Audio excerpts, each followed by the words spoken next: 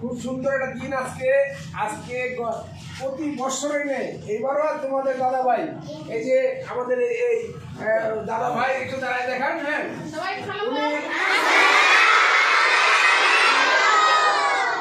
উনি একটু তোমাদের একটু জানার জন্য বলি, উনি শুধু আমেরিকা থেকে, এই আমেরিকাতে তোমাদের জন্য আসে এই যে বই খাতা কলম যে দাম দেখতেছো, এগুলি অনেক কষ্ট করে বিভিন্ন দোকান থেকে বিভিন্ন শোরুম থেকে এগুলি সংগ্রহ করে প্যাকেট করে উনি নিজের খরচে এখানে নিয়ে আসছে, শুধু তোমাদের ভালোবাসার জন্য।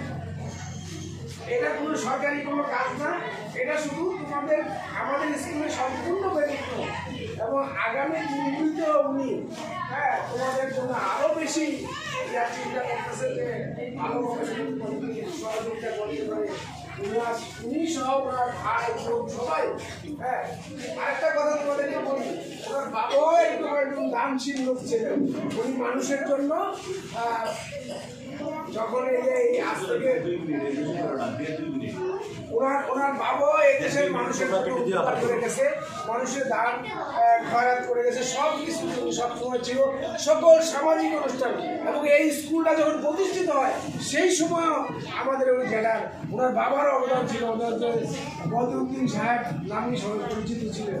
আজকে ওনার জন্য বিশেষভাবে খেয়াল রাখা এই দাদাভাই যেন আমাদের কাছে আগামী বছর আবার ফিরে আসতে পারে, আবার এরকম করে ইয়া নিয়ে ফিরে আসতে পারে। ওনার সুস্বাস্থ্য এবং ওনার মঙ্গল সবাই আমরা কামনা করি। ঠিক আছে, তোমরা সবচেয়ে বড় কথা হচ্ছে সবাই লেখাপড়া করবা, বাবা মার কথা শুনবা। এই ব্যাগ যেন কারো কাজে ব্যবহার করা না লাগে।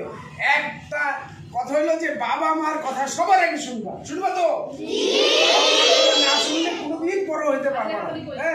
তাদের কথা শুনবে।